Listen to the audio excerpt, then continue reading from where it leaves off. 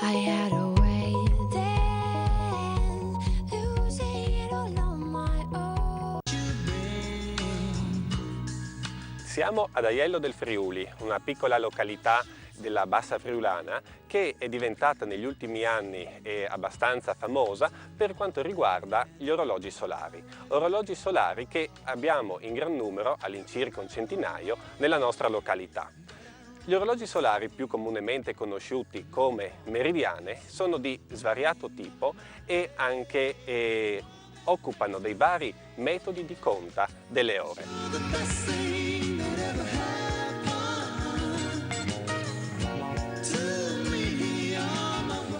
A fianco a me, infatti, abbiamo un orologio che è cosiddetto a scaffen, ossia ci riproduce una coppia di meridiana che si trova sulla via Sacra di Aquileia, una località a pochi chilometri da Aiello, e ci rappresenta le ore di conta degli antichi romani. Degli antichi romani perché? Perché i romani non misuravano le giornate come lo facciamo noi oggi, ossia queste linee che ritroviamo in tutte le meridiane, anche quelle verticali, quelle più comuni che si trovano, diciamo, su molte case, indicano le linee orarie. Ma i romani dividevano esclusivamente il dì, quindi la parte di luce della giornata, in 12 parti uguali. Così facendo ci ritroviamo con delle ore più corte d'inverno e più lunghe in estate.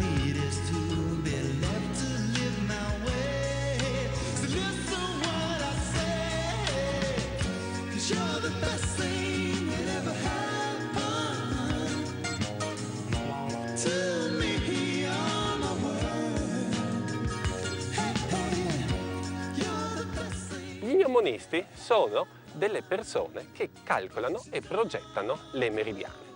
Progettare una meridiana significa avere delle conoscenze di sia trigonometria, sia di, per certi versi, astronomia ed anche di delle capacità artistiche.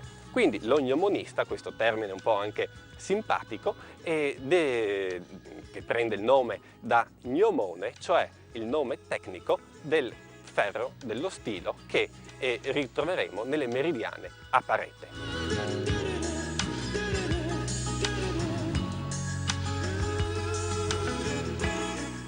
Io mi sposterei su questa meridiana che è un altro esempio abbastanza particolare perché è una meridiana che non possiede lo gnomone. È una meridiana orizzontale, cosiddetta analemmatica, e richiede l'ausilio della persona stessa.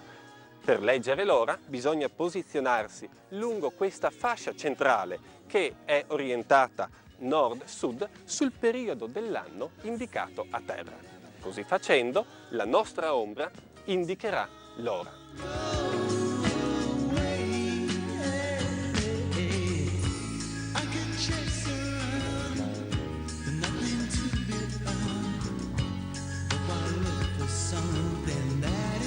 Solo un tipo di meridiana è proprio, diciamo, di questo nome, perché tutte quelle che abbiamo all'interno di questo cortile sono orologi solari, ma la meridiana propriamente detta è esclusivamente questa.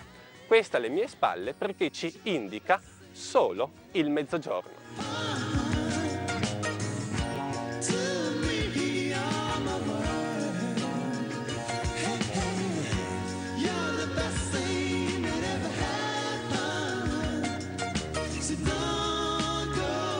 Dal cortile delle meridiane ci siamo spostati in questa piazzetta caratterizzata da questa meridiana cosiddetta universale.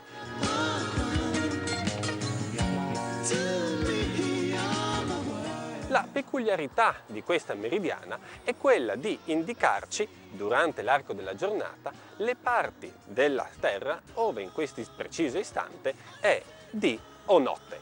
Quindi possiamo vedere come lungo questa linea che divide l'ombra dalla luce ci indichi il sorgere del Sole, mentre sull'altro lato abbiamo il tramonto del Sole che avviene chiaramente dall'altra parte del mondo.